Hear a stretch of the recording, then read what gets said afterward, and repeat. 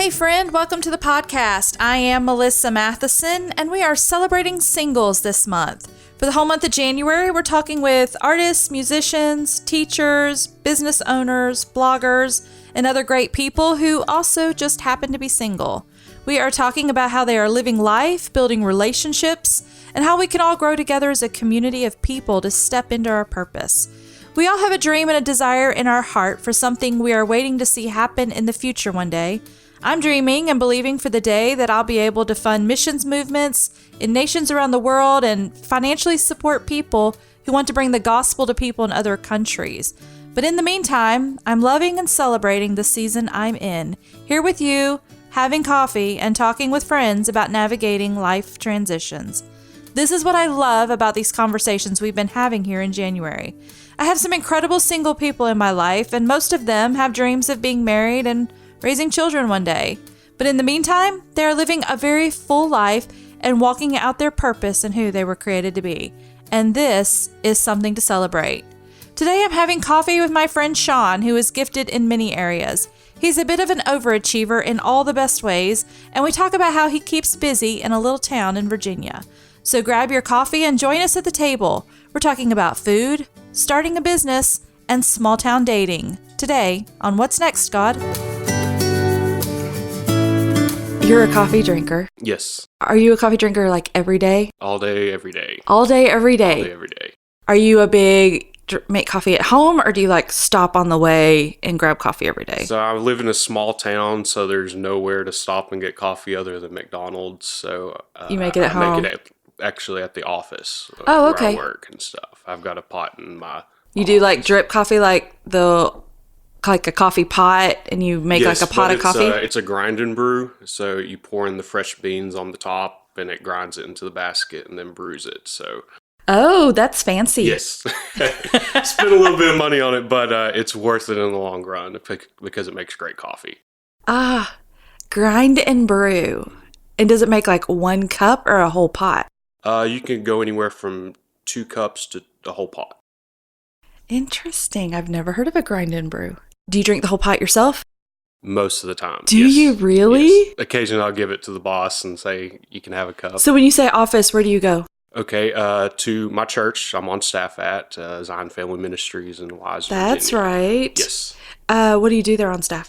Primarily, I'm our financial director, so I oversee all of our finances and have my hands in everything else. So it's stretching from media to youth to children's department, do all the graphic design. So you need a lot of coffee to do that kind of thing. Coffee. I know that was kind of my thing. When you wear a lot of hats, you sometimes need like a coffee for every hat you wear. Yeah, so sometimes I'll go into the office, I got something scheduled, and then it changes into something completely different and stuff. So yeah, when you say Wise, Virginia is a small town, like how many people are we talking about? Like, do you have like a target? Maybe a little bit bigger than Hamilton. Okay. We do have a super Walmart. Hamilton has about 6,000 people right now. Okay. So you're about that maybe? Yeah, which we do have a 4-year university, UVA Wise. It's a branch of UVA Charlottesville. And there's still not that many people. I think that might be excluding the college, though. Oh, gotcha. So there's probably about 2,000 plus students on campus. Okay. You're drinking Starbucks right now because we're kind of on the road. What's your favorite thing at Starbucks to get? Most of the time, especially during the winter, fall months, I'll get like a caramel latte or a caramel brulee. But if I'm in the mood, I do like iced coffee too. So get a good cold brew drink. Oh, okay. Yeah. I've actually kind of gotten onto cold brew a lot. Pretty easy to make. Do you make it? Yes, okay. I have at home. And kind of crazy, I don't do it regularly. My sister gave me some cold brew. Okay. And so I was making what she gave me. And Molly liked it. My kids were into it. And then I was doing a podcast with somebody who said randomly, like, well, hey, will you put some coffee in the fridge so I can have some cold coffee? And I was like, I've got cold brew. Yes. And so he got to have cold brew when Awesome. we recorded a podcast. So what time are you an early bird? Like, do you wake up early? I just kind of wake up when I wake up. I do set my alarm in case I oversleep because I do enjoy sleep. But not so much an early bird. Used to, because I used to work at a gym in the mornings and had to be there at 5 a.m. So that's long gone. So I usually sleep in a little bit. So you also have your own business too. I want to talk about this because do you know I used to be in the food business? Yes, and I think that's have we talked about our connection started, how we met. So we actually met, we were just talking about this before we started recording, in probably like 2011. Yes. Was the first time I met you.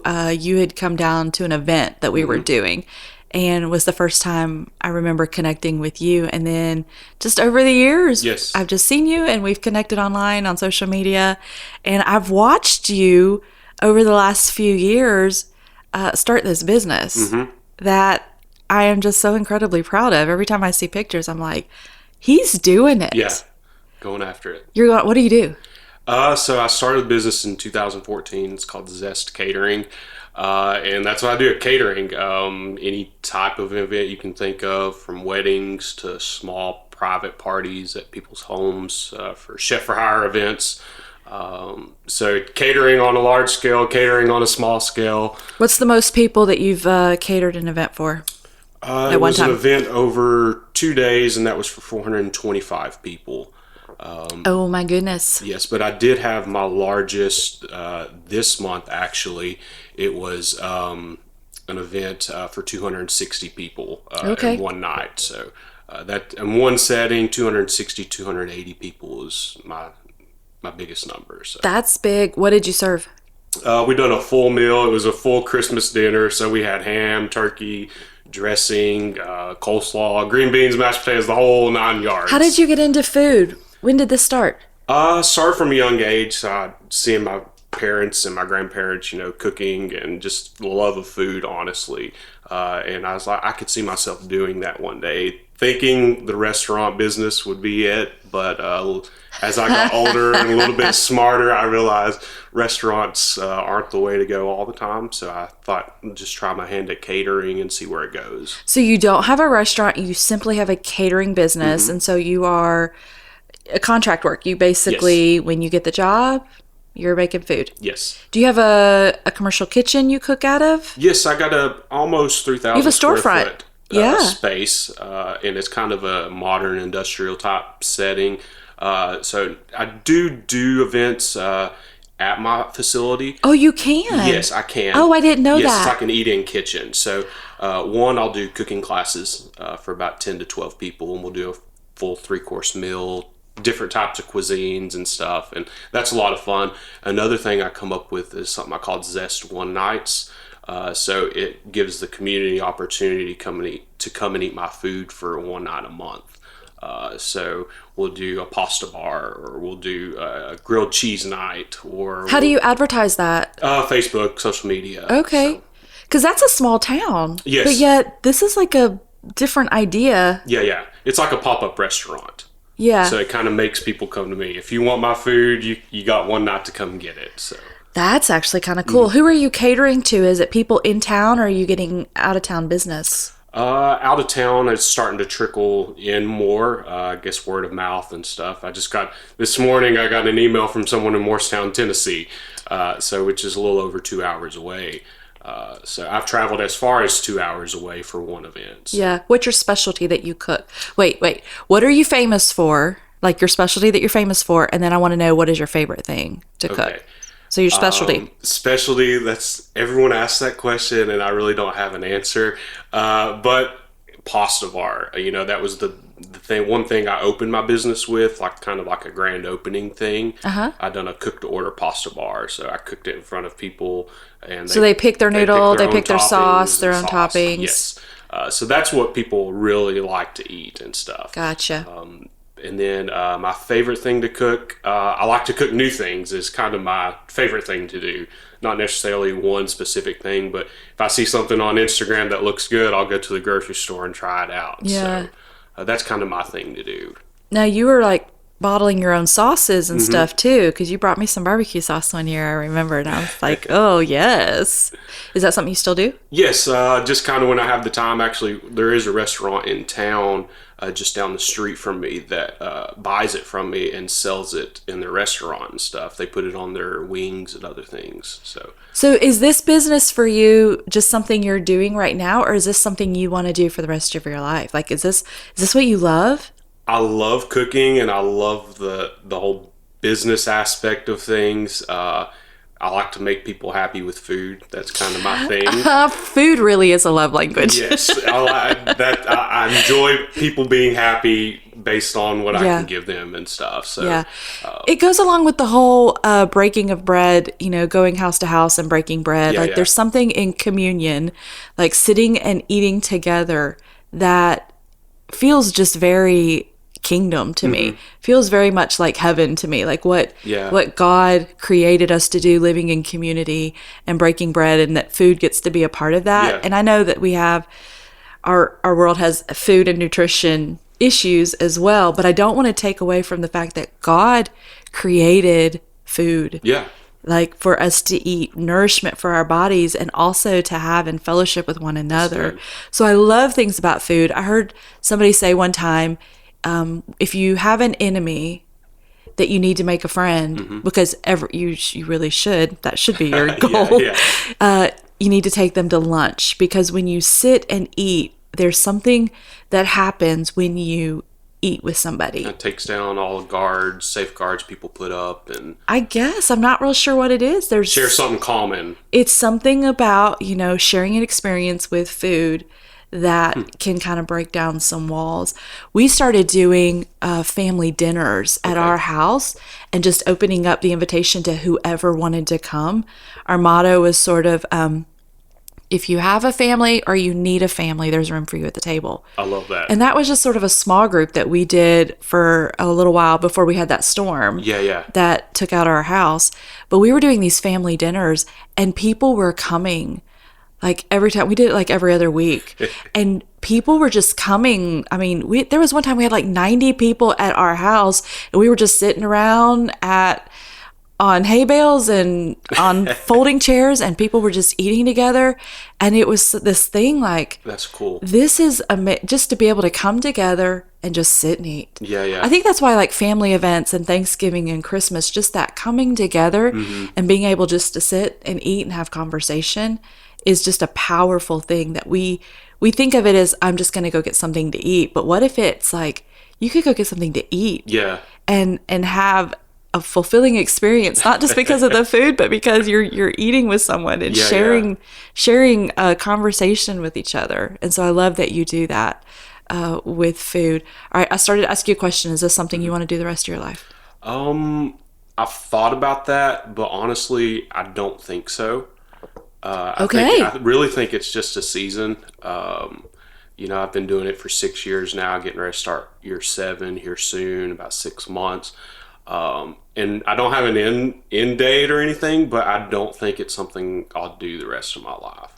Is it profitable for you? Can I ask you that? Yes, it is. It is. And I could probably make a lot more money than I'm doing now with it if I pursued it full time, but I don't feel like that's what I'm supposed to do and stuff. So I just kind of really just tried my hand at it in 2014, said I'm going to make a $300 personal investment, and let's just see where it goes. $300 is what you did. Okay, wait, you got to tell me that story.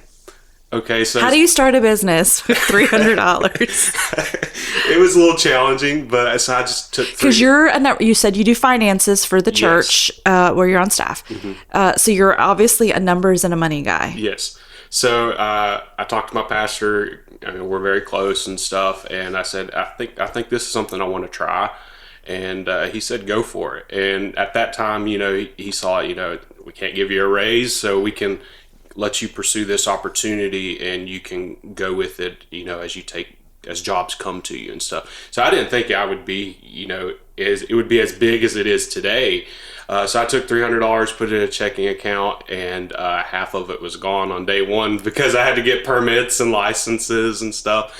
And I just kind of went with it. And I actually kind of used the kitchen at our church to start out. Yeah. And I ended up buying like a stove there and just kind of helping out with the kitchen there somewhat as like a little bit of an exchange too. Right.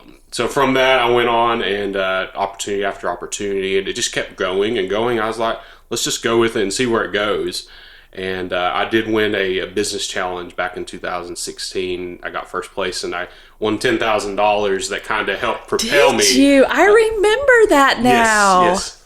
And that helped you. That was when you started doing your storefront. Yes. You did your big kitchen. Wow.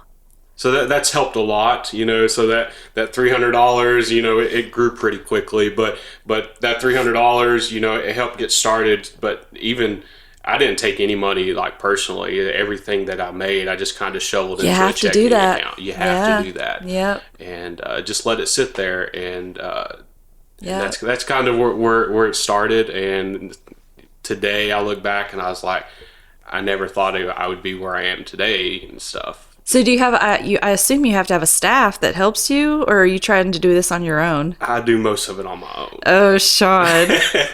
It's because you're young. Yes. Give yourself 5-6 more years in this, and you're going to go, hey. And I think the biggest part of it is like, I know how I like things done, and I know I can get it done. Yes. Just so let's leave it be. Let's talk about your Enneagramness.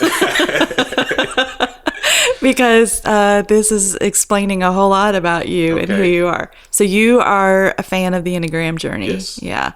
And your number is? 3. You are 3. I was surprised, and I don't know why I was so surprised when you told me you were a 3, but it makes sense now. Okay. How long have you known? Tell me how you got started on the Enneagram journey.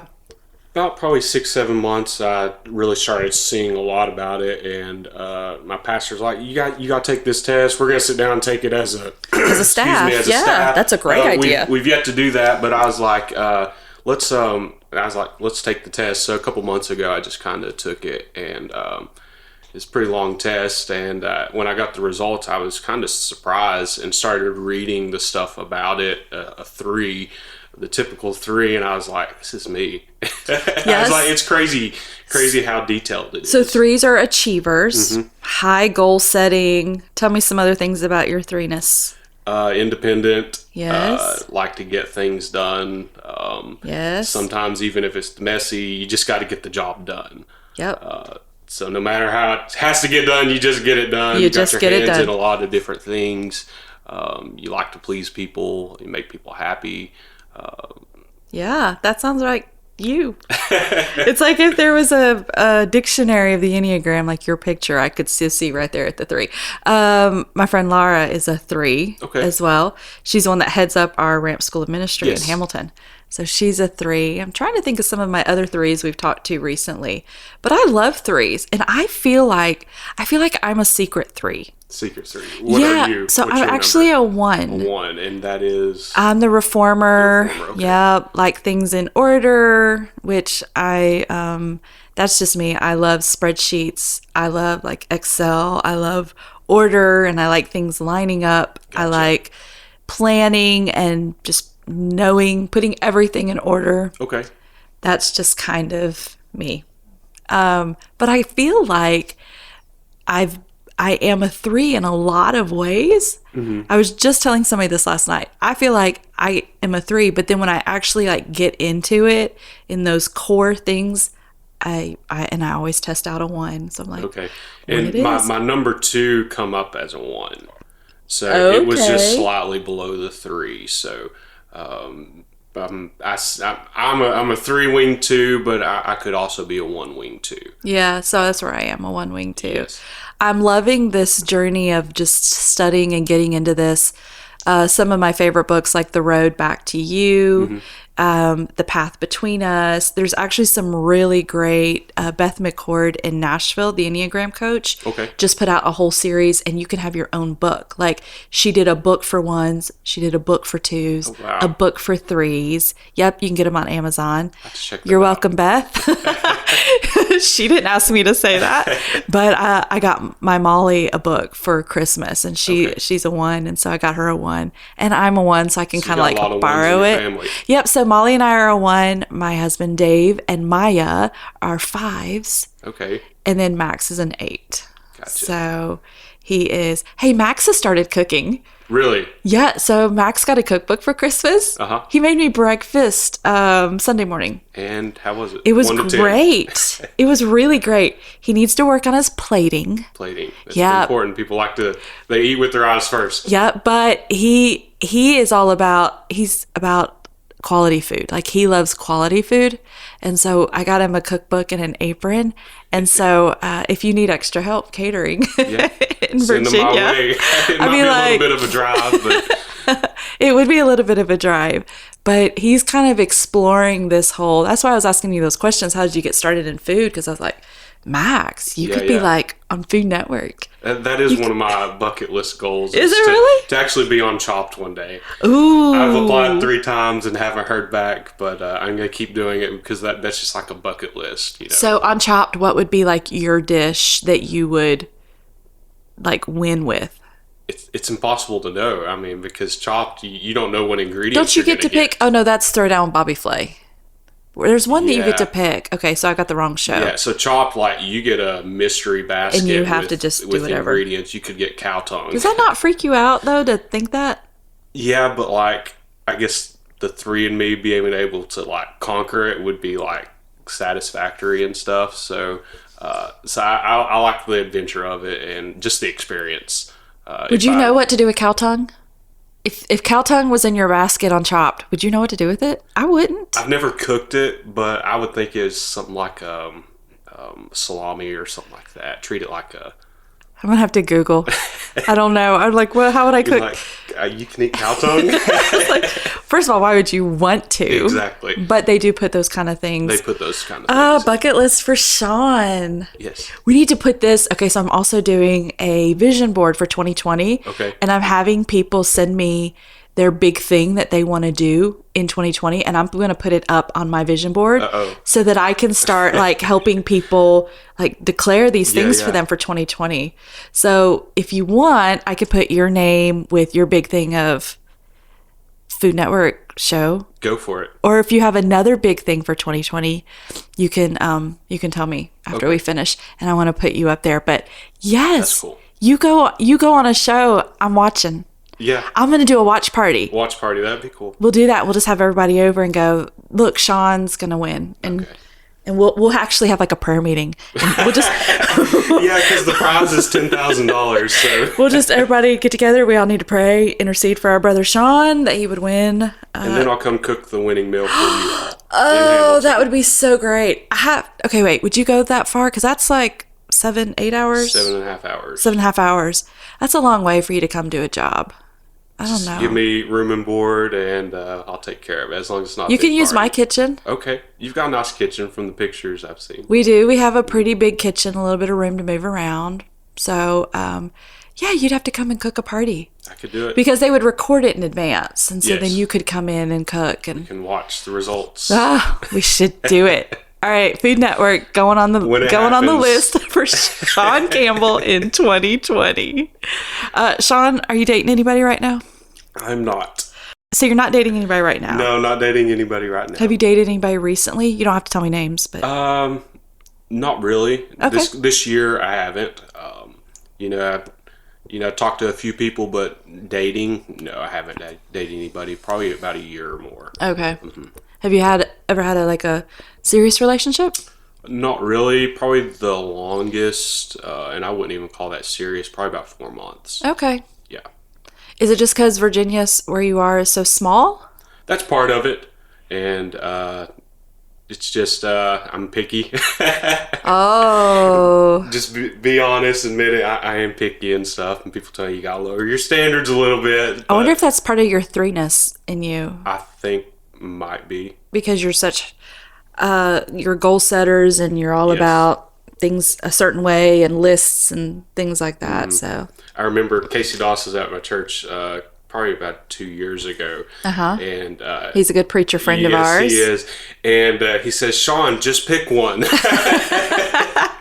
So that's actually true. Like, you get to pick. Yeah, you do. You do. So it's okay to be picky. If you want to, you get to pick. Yeah. So there's nothing wrong with that. So yeah, I'm picky in that, and I kind of know what I want and stuff in somebody. And then if I don't see it, I don't pursue it. Okay. You know, I'm one, if you go on a first date and there's nothing there, you don't see it being anything, I had a good time, let's just be friends. Yeah. I don't care doing that. So where are you meeting people right now? Just church? Just and around church, town? mutual friends and stuff. Do you ever get those grandmas and those moms that go, you should meet my daughter? All the time. My niece, do you? All the time. There's this, we have a seniors ministry at my church. And it's the second Tuesday of every month. And there's this sweet little lady that comes all the time. And almost every time she's there, she says, so are you single? And yeah, she said, well, I got a granddaughter in Maine. And I'm like, okay, Maine, that's a little far away. And she said, at one time she says, she's going to be in town next week. I'm just going to bring her by and drop her off and let you meet her. Oh. It never happened. Thank goodness. Thank you, Jesus. But yeah, I get it all the time. Because I could see that you would be like a grandma favorite. Like, you just seem like that person that grandmas would just love. Yes. So you got that red hair and you cook. That's what so wait. If you had have you ever cooked for a date? No. Okay. So I don't think I would do that unless I knew it was going to be something. Unless you really liked the girl. Yes. Oh, okay. Because I figured you could use that to kind of impress somebody on a first date. So are you good with not dating right now, or is this something you would like to be married one day? Yes, I'd like to be married one day. Yeah. So right now, I think I've been more content with it than I've ever been. Yeah. Because that's something that has been the desire of mine to be married and have kids one day. I love kids and stuff. And, those questions, at 28, why haven't I found anybody and stuff, those could be tough questions, but, that's something that I've kind of, my time will come, and it's okay to be single. It's okay to live life by yourself and stuff, and you can be completely content with that. Yeah, for sure. I believe that. You have to know who you are in the Lord. Yes. And know your identity and start walking out. That's why I love that we've been talking to so many incredible single people this month, because I want people to see that you can have healthy relationships with people in community, thriving jobs, and as a single person and not wait. I feel like there's sometimes in the church culture, especially where we are in the South, in that you have to wait, or that is like fulfillment. Yeah. And now you can start living You're life. somebody once you get married. Right. So I was just talking to somebody the other day. My thing is, now that I'm experiencing marriage, I've been married 5 years, and I so love it because I was happy single, very happy. But then now that I'm in it, I think I just want people to be able to experience what this is like. Yeah. But in order for it to work, even in marriage, you have to know who you are in the Lord. So it doesn't just happen when you're single. You have to still know that when you're married. Yeah. I think you got to come to the understanding and realization that someone's not going to complete you. Right. That you are complete, whole in yourself. Yeah. And that someone that you meet, the person that you marry, has got to be complete and one and whole within themselves, and confident in who they are. And then when they come together, that could be something beautiful. Do you think you're going to know when you meet her? Do you think you're going to know, like, that's the one? Possibly. Or you don't know? I don't know. Because you seem to know when you go on these dates, this is not the one. Yes. So I guess you could conclude that, yeah. Yeah, that's kind of what I'm wondering. Like, so, are you going to know? Happened, or is it going to be one of those things that kind of creeps up on you? I will tell you this, Shawn. You better just get ready, because things don't always happen the way we think or expect. Yeah.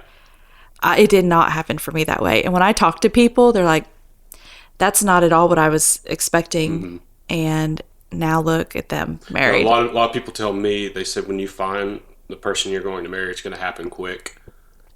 Because I'm not one to waste time. When I get something in my mind I want to do, if I have the means and resources to do it, I get it done and stuff. So a lot of people say when you find somebody, it'll happen quick. Don't be surprised by that. Yeah. Are you open to dating anybody older? Yeah, a little bit older. Okay. I had a friend that tried to set me up with someone, about 10 years older than me, which was not completely against that, but a couple years older is not an issue. The older you get, though, those years really just go away. Yeah. My parents were actually 10 years different. Dave and I are almost 10, okay. So with us. But I think something, especially for guys, when the girl's a little bit older, especially 10 years older, in my mind, that's a little bit different than the guy being older than the girl. Yeah. Interesting. Yeah. What if she's married with kids already? Or had been married before? Is that okay? Had been married, yeah, that would be fine. Yeah. With kids, I don't think so. Different challenge for you? That's a different challenge. I do want kids and stuff. I'm not saying I'm completely against it, but that's not something that I think I want. Yeah, You've thought about that. Yeah. But however, you could meet somebody and then find out and you're like, okay. Yeah. Because what I love about you, Shawn, is I think you are so mindful of the Lord and how good he is to you. And when he brings an opportunity to you, you just know that God is going to be good in this, even if it's not exactly what you were thinking. Yeah. And just being able to trust the Lord and go, okay, if you think this is your will, if this is something that you think is a good thing, then yes, okay. Yeah. So I love that you're willing to, in that, with so many things with the Lord, just go on this journey with him where you just never really know what he's going to do with it. So how are you with, I'm trying to think, hold on. I got to think of how I want to go into this conversation. What are your thoughts about online dating? Is that something you do? Dating. No, I don't do that. If you did, would you tell me? Probably not. But I'm being completely honest here. Nope, be honest. Being 100% honest, that's a lot of people have tried that too. They're like, we'll even set your profile up for you. And I'm like, no. Not your thing? Several people have tried that, and I don't think that's my thing. Not your thing. And that's okay. Yeah. That's one of the questions that people are like, I want to know what people think about online dating. And so I was like, well, I'm just going to ask it because I am curious too.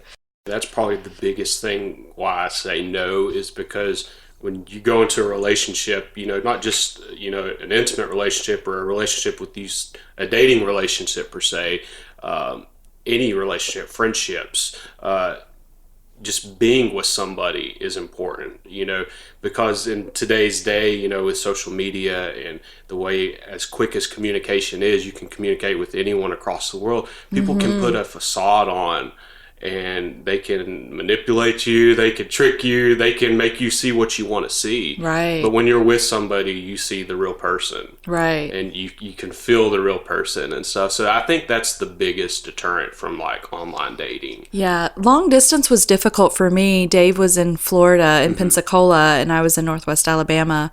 We met through a mutual friend, and we had to be very intentional about long weekend visits. Like he would come to where I was, or then I would go down, so that we were having like 2 to 3 days intentionally together in person, so that we weren't just trying to navigate this via text or FaceTime or phone calls. We were able to be in person together, and we had to do that intentionally when we were dating. But that's another challenge as well. People get into these long distance things, and it's completely different than being around somebody all the time. I've got a few friends who have been in long distance relationships, and it's worked for them. Yep. And it works for some people, but it doesn't work for everybody. Yeah. And I think that's what, especially single people, have got to realize, is that it may have worked for your close friends, but it might not work for you. So true. And being willing to try it. Yes. I think, so don't write everything off, and I'm talking to myself now, don't write everything off. But, being willing to try it, and if it doesn't work, it don't work. But if it does, it could be something good. Yeah. You have to be intentional about it. You have to try. You can't just say, well, that just didn't work. Well, did you try? Yes. Did you put effort into it and see where it goes that way? In the end, though, you get to choose. Mm-hmm. This is what we've talked about multiple times with people, is you get to choose. That covenant is saying, I choose you. Mm-hmm. Whether these are just friendships or this is marriage, choosing somebody is saying, I choose you today for better, for worse, mm-hmm. and I don't know which. Yeah. Because people change. Like, you could meet somebody and they are amazing, but then in 6 months, when maybe they are going through something, or they've lost their job, or there's been a death in their family, or they're dealing with depression, and they're not exactly the same, because people change. Yeah. So you have to choose. Change people. It does. So you have to choose to love people right where they are. Yeah. For better, for worse, and you don't know which. Mm-hmm. And I think that's an interesting thing in navigating relationships, is like, well, we don't have as much fun as we used to, or I used to really like him and now I don't. Mm-hmm. Well, no, you get to choose what you're going to do with that. My thing was having a person that had character, integrity, loved the Lord. I had those core values that can't be shaken with natural circumstances. And I think that's important. Yes. Yeah. You got to set some, guidelines, and nothing can break those guidelines. Yeah. But then there are other things that are preferences. You got the core of who somebody is, but then you got preferences. Oh, I like this, or I like that, or this would be nice. But you don't always get that. But you can find somebody and love them for who they are. Right. And then the preferences are just benefits and stuff. Do you think she'll cook? Do you want her to be able to cook, or do you want to cook for her when you're married? Being able to cook would be cool. Just be able to do that together. So. Or if I had to teach her, that would be another fun experience. That's a good idea. Yeah. What if y'all went into the food would you stay in the food business if that was something she wanted to do too? Possibly. Yeah. Interesting. Because ultimately I want to be a pastor one day, Oh, so, okay. That's where my heart is. So the food is just kind of on the side. Gotcha. It might be just a time filler right now. Who knows? Oh, interesting. Well, it could be like Paul in the Bible was a tent maker. Yes. And he traveled around. You could, food could be your tent making. Yeah. That you do on the side. Pastoring a church. Yes. Interesting. I didn't know this about you. It's always been in my heart and stuff. I've got a grandma that she always told me, when I was little, she says, you're going to preach one day. And, I didn't know what that meant, all the time, but she told me that frequently, and that's one thing I really remember about her. So preaching, though, to me and pastoring a church are different. Do you want to preach, or do you want to pastor a church? To pastor a church. You like people. You want to pastor people. Yes. Yeah. I want to see people come into who God's called them to be and stuff. What does your community look like in Wise, Virginia? Like, who are your people that you're doing life with? It's pretty big. Single, married, young, old? All my close friends right now, the ones I'm really close with, are married. Okay. So most of the single people are younger than me, which is expected. And there's a few that are older than me that are, or about my age, that are single. But so it's a good mix. Yeah.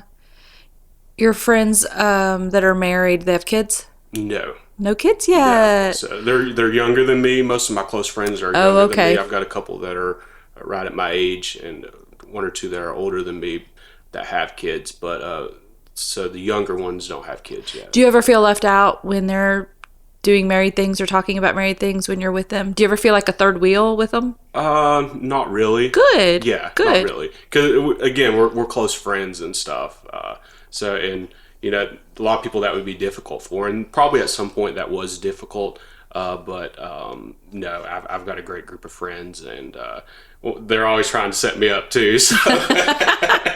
What do you like to do if you're not cooking and you're not working at the church? Are you into like bowling, or what's your thing? Just hanging out. You're going on You're going on a date. Okay. What is a fun thing to do on a date? Is it just to go to eat and talk? Like, are you a big talker? Yeah, I like to get to know somebody. Okay. Yeah. You like conversation. But I do like to do things. But again, I have to go drive at least an hour to do anything really fun. Okay. So And then dating, you know, like going on an hour-long drive with somebody on a first date is not the best thing. I've got a friend that done that. He had a bad experience with it, so I've learned from that. Yeah. So, you know, just initially getting to know somebody for who they are. Yeah. Yeah. Is there any place in your small town that you could go to dinner with somebody? Or is it like you go and you're seen in public and now everybody's talking? You go, everybody sees you. It's funny, like a couple of dates I have been on and first dates.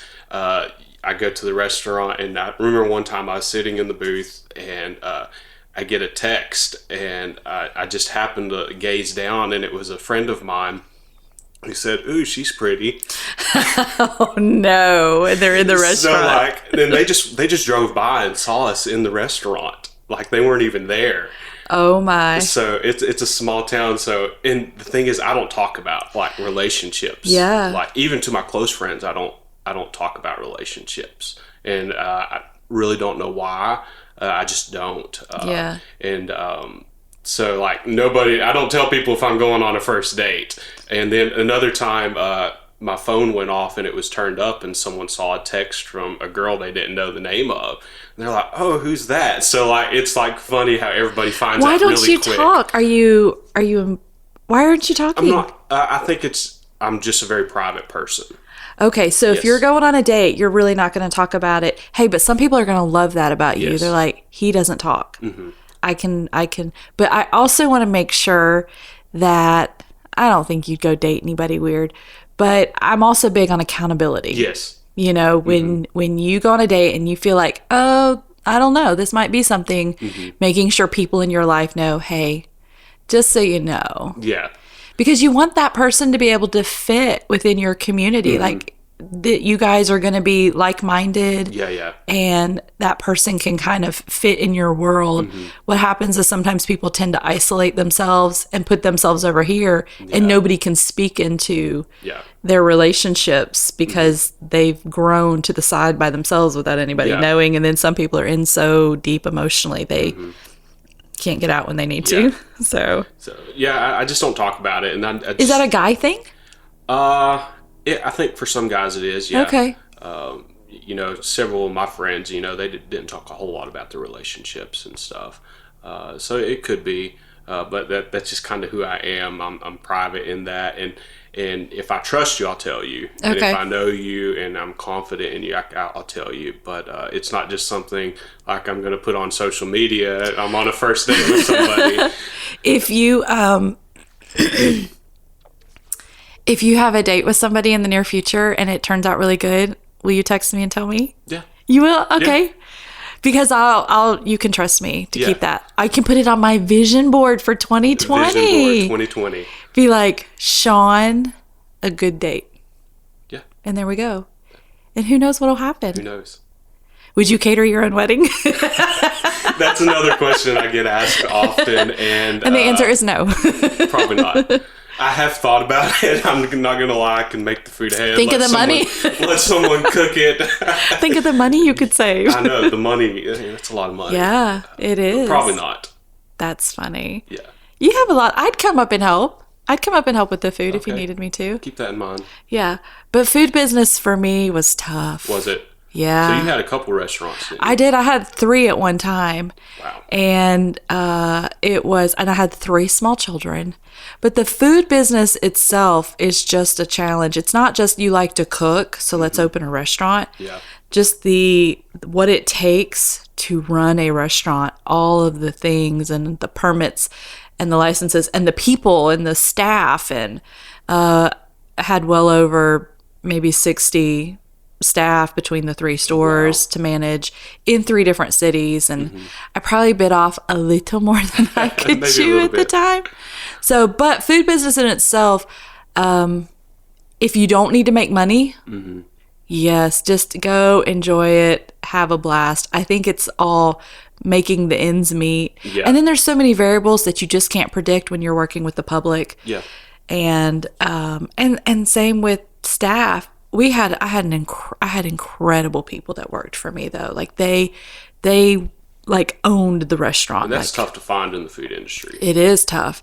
So I was very fortunate that I had great people. But the food business is tough. You can't just leave it. No. Like what you're doing, you can cater and take jobs. And that's what I love about it. Yes, that is amazing. I could maybe consider something like that. Yeah, I don't know. I don't know. I can't really cook. I've tried cooking at home, and because I haven't had a restaurant in over 11 years. So you were the brains behind the restaurant. Yeah, and I love menu planning. Okay, so confession. I love, I'm confessing like people don't know. People probably obviously know this about me, but I love to order food. Like I like going to restaurants and ordering. I love food and the way they describe food. Food can just look and sound amazing. Yes. And I want to be able to try it. I don't always eat everything. Yeah. But like if I could, I would order like 2 appetizers and get an entree just so I can taste everything. Okay. I got to go, this was so great.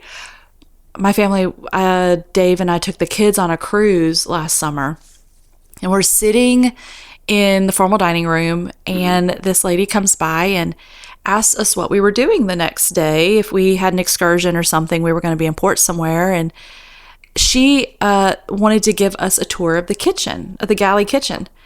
And well, we couldn't do it the next day, but we said the following day. Well, we thought there was going to be like a group because the ship was huge, and I don't know, there were 4,000 people on it. So we thought this was like a group. They were just kind of offering, for groups to kind of come through the kitchen. We show up at 5:00 on that day we were supposed to. She walks us into the galley kitchen just before dinner time. It's maybe about 5:00. And we go in. We're the only one. It's just us, our family of 5. Oh, wow. And she walks us through and introduces us to the head chef, the sous chef. All of their staff is like standing in line, greeting us as we walk by, cool. Like a line of 30 waiters. They walk us through and show us the salad stations and because I've always wondered, like, how do they feed this many people and put out this much food on a cruise ship? It's a lot. It was amazing how they did everything. They walked us through and showed us all the coolers and where everything's stored and the prep rooms for all of this food.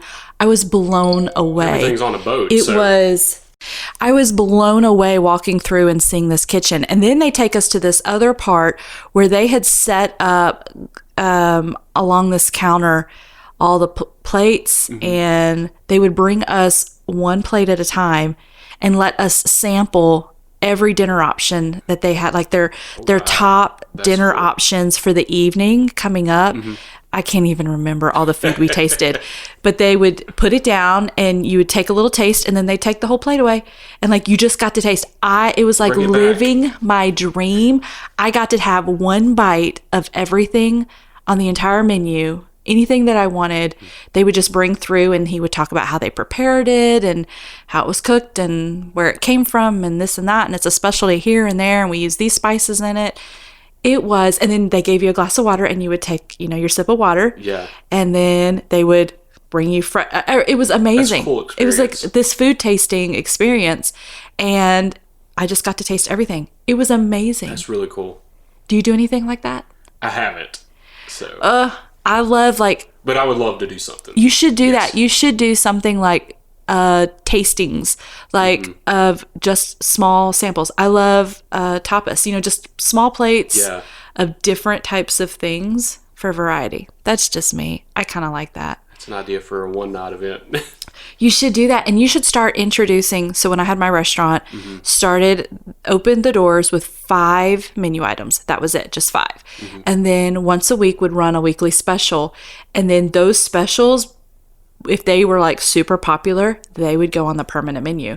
Okay. And so after a while, there were like 40 menu items. So you kind of let your customers choose the menu. Pretty much. Yes. And so I would just start out with letting them because you have to introduce people to new things. Otherwise, they're just going to do what they've always done. Yeah. And I like being able to go, you want to try this? Do you want to try that? Yeah. And then they loved it. And that's kind of how we created our menu with our food. So it's challenging in where I live because people choose the same thing all the time. Like, sometimes I chicken fingers with ranch if you're roast beef and chicken, and I'm like, can we do something else other than roast beef and chicken? But like, I like, well, what are my options? And you give them the options and they go back to the default. So that's one thing I like about my one nights is I get to create the menu and they get to choose from that and stuff. And yeah, you should. Oh, I just had an idea. I wish your town were bigger. I have so many ideas.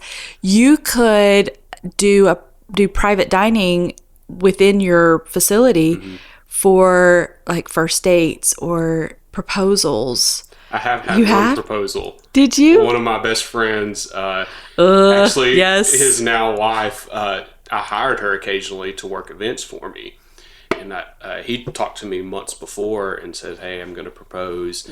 And he says, can you help me out? And I said, I've got an idea. So what we done, I said, hey, I've got a 50th wedding anniversary at my place that I need some help with. It's going to be a formal event, so I need you to dress up. And if you could be here at this time, we'll get started. And so real nice, sweet old couple. I told her, just kind of painted it up. And she walks in and there's nobody there. And like he actually come and decorated the whole place and stuff. And it was great. That is so great. Oh, you're using your place to facilitate relationships. I love it. So, Shawn, I'm so glad that I got to connect with you and us get to talk about this. I need a road trip, I guess, now to Virginia. I want to see your kitchen. I've seen some pictures online, but or I just need to have you come to Hamilton and cook. All right, I'm thinking of an event. I'm going to have to think of an event. I'm going to have to create one so that you can come in and help cater it. I'll even help. I'll be like a sous chef for you. Okay. Sound good? Yes. All right, guys, there you have it. A chopped party at my house sometime in 2020, and I'm bringing Chef Shawn from Virginia to come cook. I'll let you know when we set a date if you want to come join us. This wraps up our third episode in the month of January. If you haven't had a chance to listen to my friend Laura last week on January 1st, or my friend Kaylee Tuttle on Monday, make sure you put that on your to-do list. Such great conversations I don't want you to miss. If you want to get connected on social media, find me on Instagram or Facebook under the name Melissa Matheson. That's math like 4 + 1 = 5, I before E, son, S-O-N, as in my 17-year-old son who got a wooden back scratcher in his Christmas stocking and has been using it to pet the cats whenever we're watching a movie. I have to admit, I think the cats like it, and I'll have to post a video to prove it. We've also got a new Facebook page for the podcast you can go like as well. It's called, you guessed it, What's Next God Podcast. This will be the hub for all things podcasts, so go look it up, like the page, and invite your friends to like the page as well to help us spread the word. Friend, I'll be back here on Monday with something extra special and super fun. I'm saving you a seat, so come join us as we sit around the table, have a cup of coffee, and talk about what's next, God.